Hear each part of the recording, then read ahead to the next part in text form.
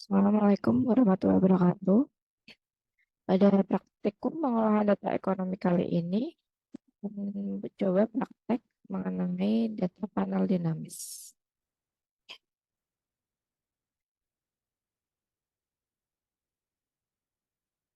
Jadi di panel dinamis, di mana terdapat leg variable dependen yang masuk ke dalam variabel independennya, terkadang terdapat sebuah isu endogenitas yang dapat membuat parameter estimasinya menjadi bias dan tidak konsisten. Nah, oleh karena itu, kemudian dikembangkan sebuah model panel dinamis yang bernama Generalized Method of Moment atau GMM yang dikembangkan oleh Arellano dan Bon tahun 91 yang tujuannya adalah untuk mengeliminasi isu tersebut. Oke, terdapat dua alasan untuk menggunakan GMM. Yang pertama, GMM itu merupakan estimator umum dan dapat memberikan kerangka untuk perbandingan serta penilaian. Kemudian GMM dapat memberikan alternatif sederhana dapat estimator lainnya. Sedangkan kelemahan GMM sendiri adalah akan kurang efisien jika ukuran sampel yang digunakan terbatas, sehingga kita harus menggunakan sampel yang cukup banyak.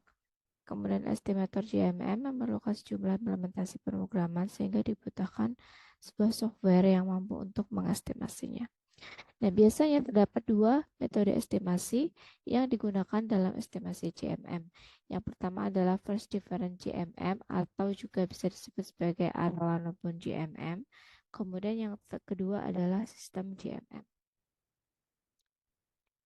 Terdapat tiga kriteria untuk menentukan model GMM terbaik yang bisa digunakan dalam estimasi.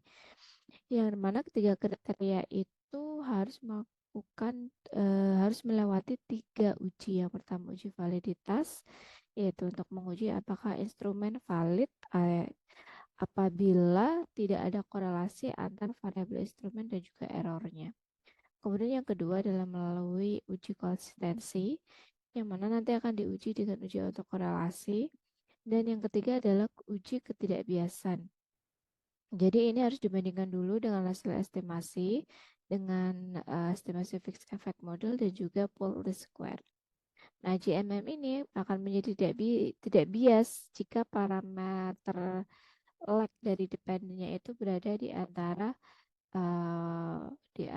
parameter yang model FEM dan fixed effect model dan pool least square. Oke, kita langsung praktek saja. Saya buka dulu statanya, kemudian saya punya data di sini.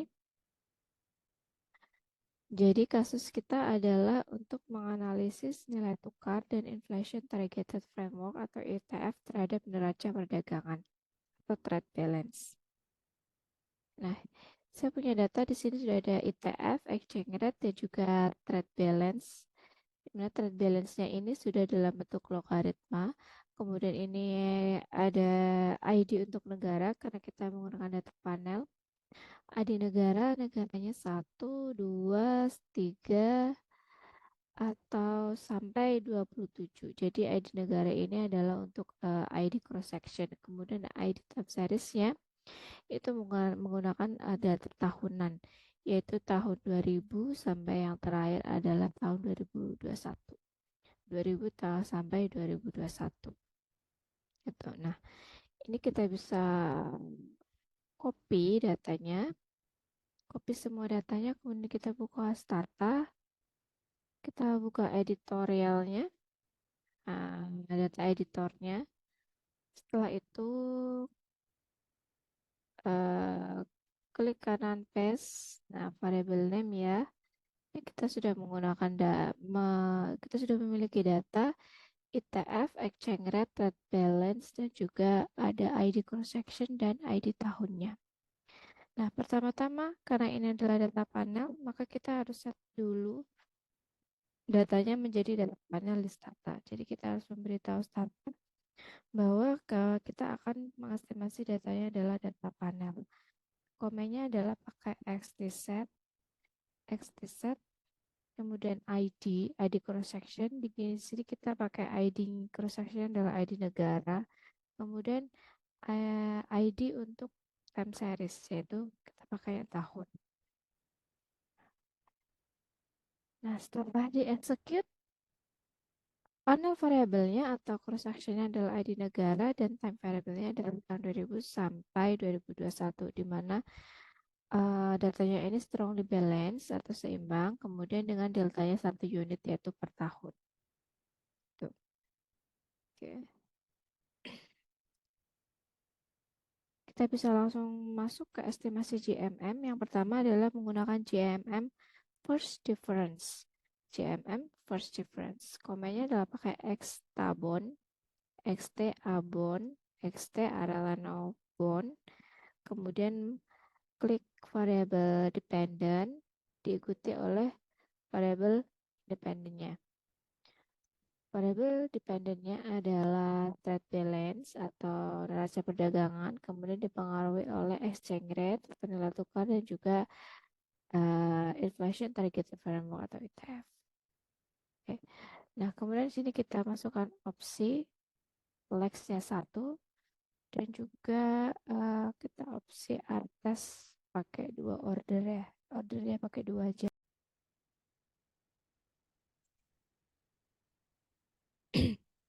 Oke, jadi opsi Lex 1 dan atas 2 ini sebenarnya sudah default. Kalaupun tidak kita masukkan ini, sebenarnya nanti akan hasilnya tetap sama karena defaultnya adalah seperti ini. Tapi tidak apa-apa, kita masukkan saja. Tuh. Ini kemudian kita enter. Ya, setelah di enter hasilnya seperti ini.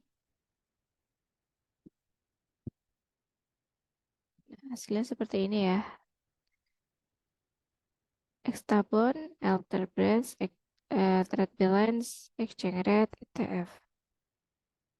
Nah, hasilnya nanti akan ada leg leg satunya di sini karena first difference ya. Karena kita pakainya GMM yang first difference. Nih, leg satu dari trade balance juga akan mempengaruhi trade balance itu sendiri di masa saat ini. Itu.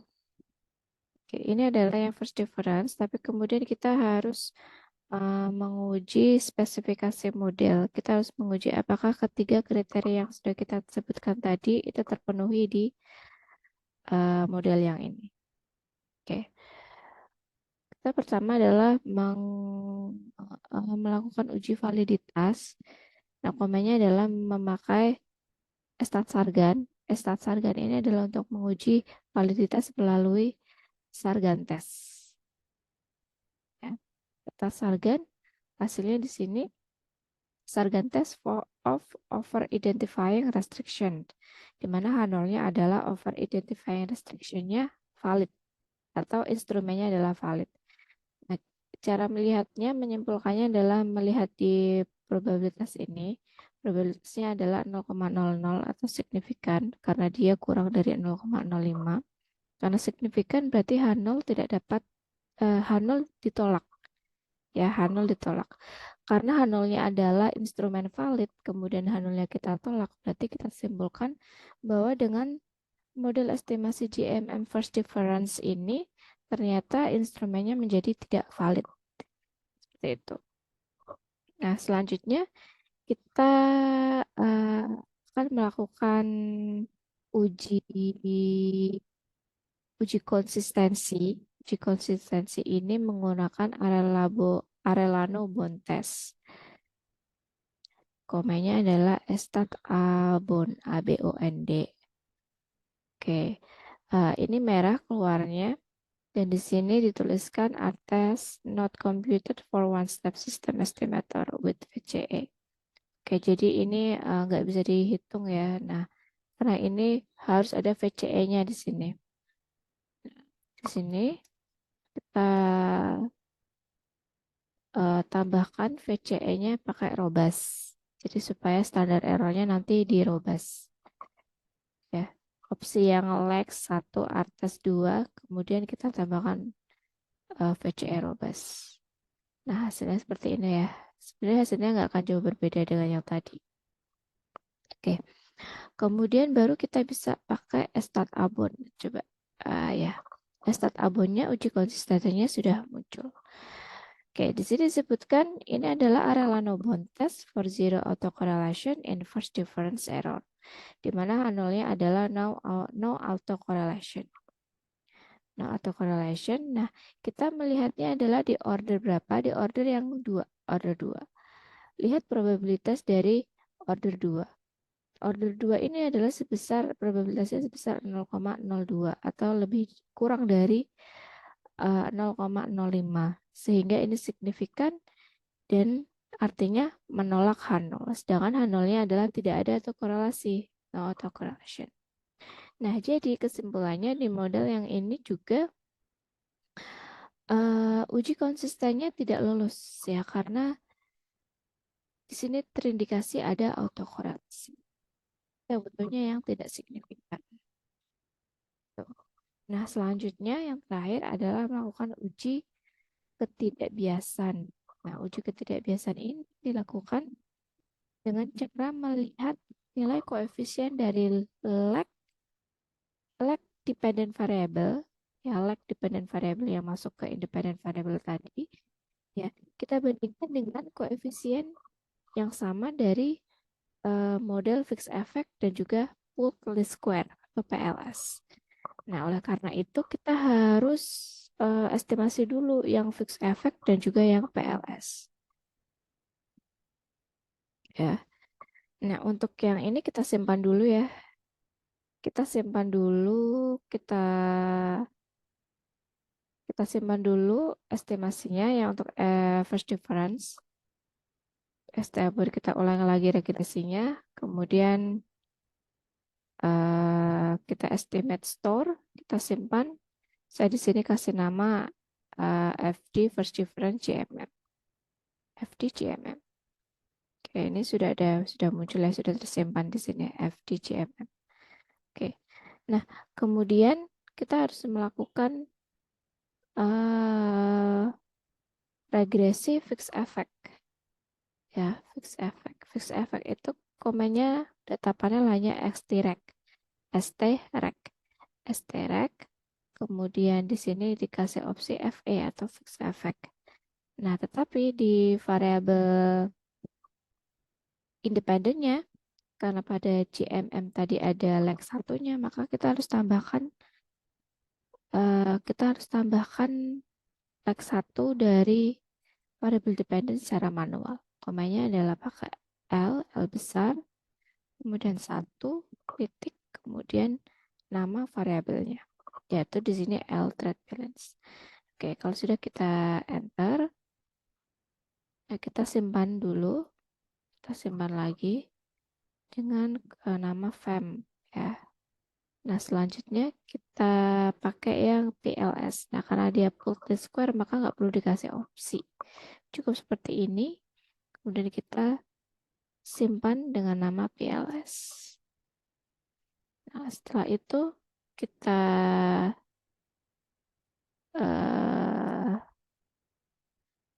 tampilkan hasil perbandingannya pakai comment estimate table. Kemudian, nah ini supaya gampang karena nanti kan kita akan melihat nilai yang GMM itu harus ada di antara fixed effect dan PLS. Jadi kita tampilkan dulu yang FEM urutannya, kemudian FD GMM, dan juga yang terakhir adalah PLS. Oke. Di sini saya kasih opsi star ya, supaya muncul signifikansinya. Oke, kita lihat di sini koefisien untuk lag dari dependent variable, lag Y-nya atau lag trade balance, ini ada di angka 0,6. 0,6 ini ternyata untuk yang fixed effect model ini nilainya adalah 0,7. Berarti 0,6 kan lebih kecil dari 0,7. Berarti dia tidak berada di antara koefisien dari fixed effect dan juga PLS. Sehingga model ini dapat dikatakan juga bias, ya, tidak lolos uji ketidakbiasan. Jadi ada isu estimasinya ini akan bias di sini untuk yang first difference GMM.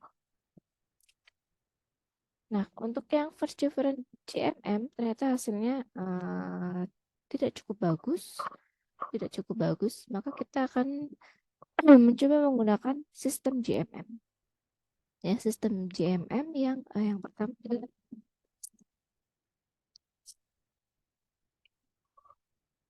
komennya.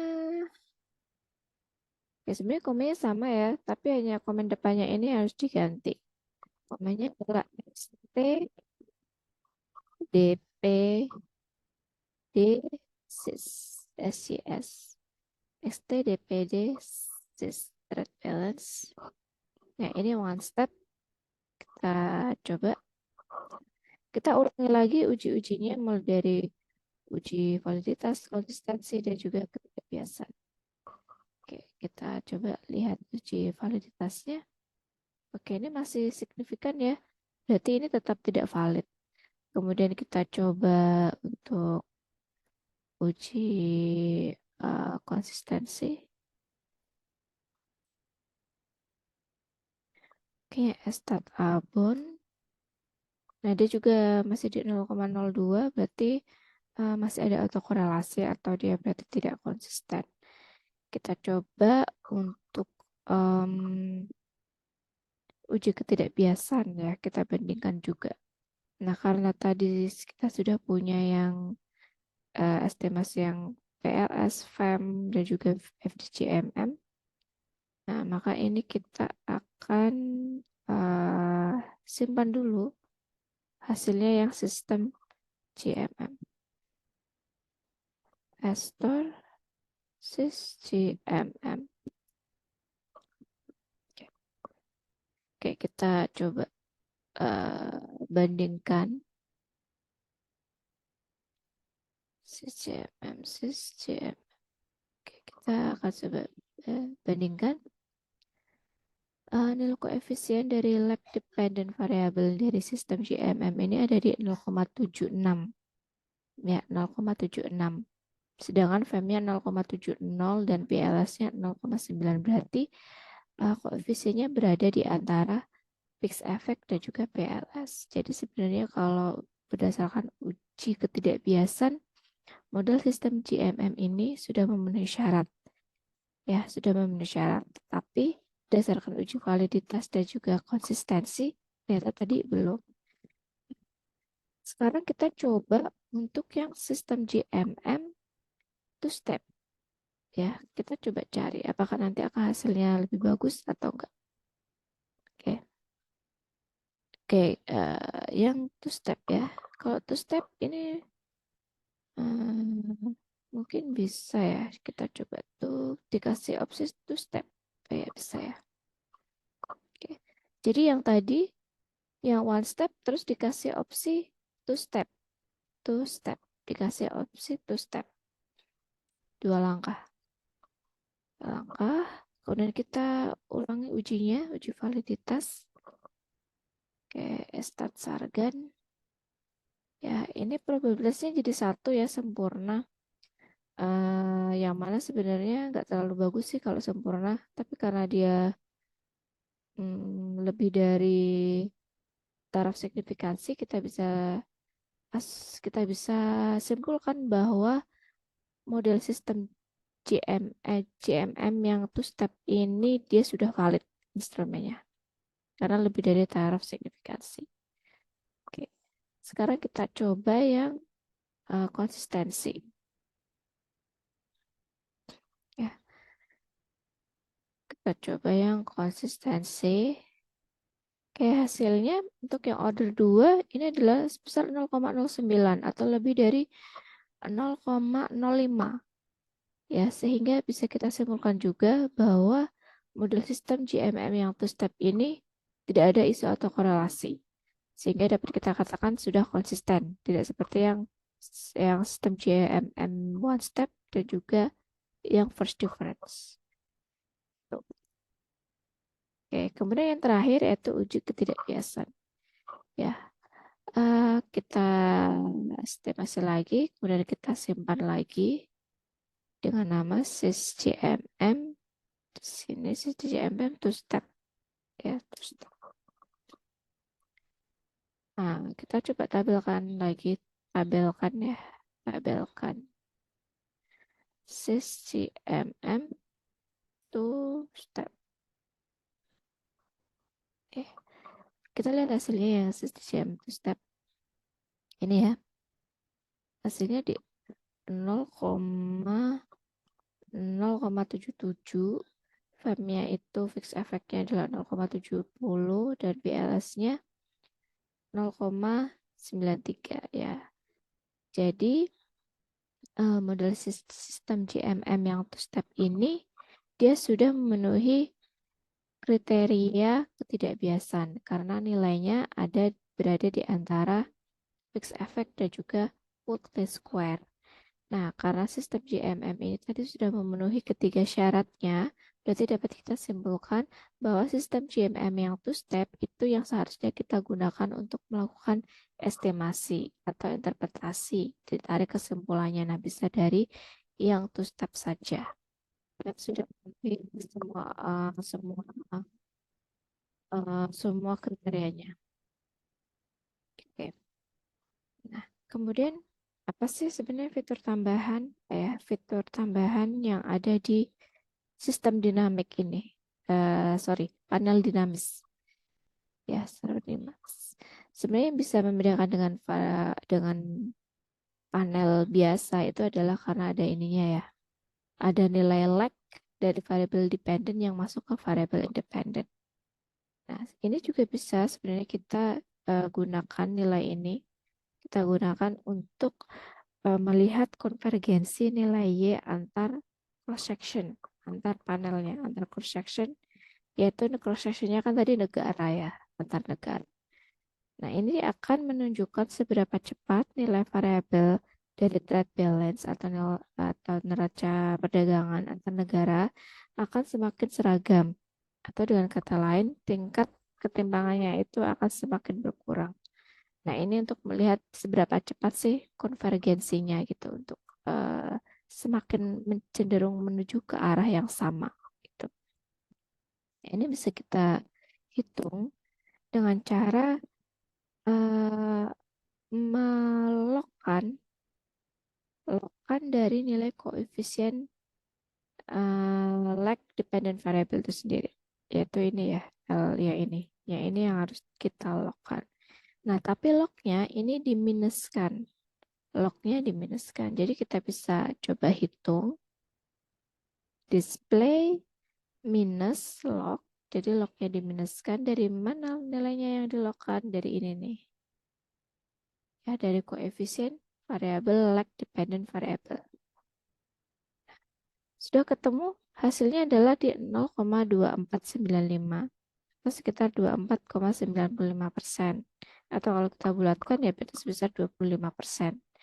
Ya, ini maksudnya artinya apa nilai ini? Artinya kesenjangan atau ketimpangan dari nilai trade balance atau neraca perdagangan antar negara itu akan menurun sebanyak 24,95% tahunnya. Ya, jadi kalau untuk menuju ke arah konvergensi yang semakin sama itu mungkin membutuhkan beberapa tahun. Karena per tahunnya hanya 24,95%. Seperti itu. Ya, ini salah satu hal yang bisa kita dapatkan dari estimasi panel dinamis, yaitu kita bisa melihat nilai konvergensinya. Nah, kemudian kita juga bisa melihat nilai pengaruh jangka pendek dan juga jangka panjangnya. Oke, nah, kalau kita ulang yang tadi, oke, kita pakainya yang two step ya, kita pakai two step. Kalau kita ulang estimasinya, nah nilai ini adalah nilai jangka pendeknya. Jadi pengaruh exchange rate dan ITF terhadap trade balance dalam jangka pendek. Pengaruh exchange rate terhadap um, pengaruh exchange rate terhadap trade balance itu ternyata negatif dan signifikan. Tapi ITF ini kalau kita lihat ini tidak signifikan. Ya berarti tidak ada pengaruh. Gitu. Ini untuk jangka pendek. Nah, kemudian jangka panjangnya ini bisa kita dapatkan. Ya, bisa kita dapatkan dari uh, kita bisa menghitungnya sebenarnya dari ini ya, dari koefisien independen variabel, kemudian kita bagi dengan satu min koefisien dari lag dependent variable atau lag trade balance ini. Ya, jadi nilai ini nanti akan dikurangi dengan nilai 1 min 0,77. Nah, ini bisa kita hitung dengan komen namanya NLCOM. NLCOM, kemudian beta ya, ini beta atau koefisien. Beta koefisien dari exchange rate. Exchange rate dibagi dengan 1 minus beta dari betanya trade balance. Yang ini ya, yang sudah dilekkan ya tadi. Trade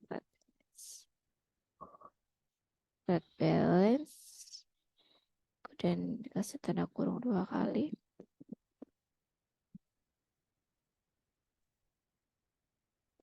Nah, selanjutnya kita gabungan aja. Kita gabungan aja, berarti ini tinggal dikopas. Kita bisa gabungkan. Nah, ini exchange rate-nya diganti ya, karena tadi sudah, berarti tinggal ITF. ITF. Oke, kita coba. Nah, setelah enter, jadi seperti ini nilainya. Nah, koefisien ini adalah untuk yang jangka panjang. Jadi ini adalah untuk jangka pendek, dan ini NLCOM-nya adalah untuk jangka panjang. Nah, jangka panjang ini. Kalau kita lihat jangka panjang, arahnya tetap sama ya, exchange rate ini, exchange rate. Jadi N11 ini untuk exchange rate, N12 untuk ETF. N11 exchange rate-nya ini arahnya sama, tetap negatif dalam jangka panjang, dan juga signifikan, sama. Sama. Tetapi kalau ETF, arahnya sama dan juga sama ininya, tidak signifikan, sama, tidak ada pengaruhnya dalam jangka panjang. Seperti itu. Jadi kita bisa lihat nilai jangka pendek dan jangka panjangnya. Oke, teman-teman, ini tadi kita sudah selesai untuk estimasi panel dinamis dengan metode Generalized Method of Moment atau GMM. Oke, selamat berlatih. Terima kasih. Wassalamualaikum warahmatullahi wabarakatuh.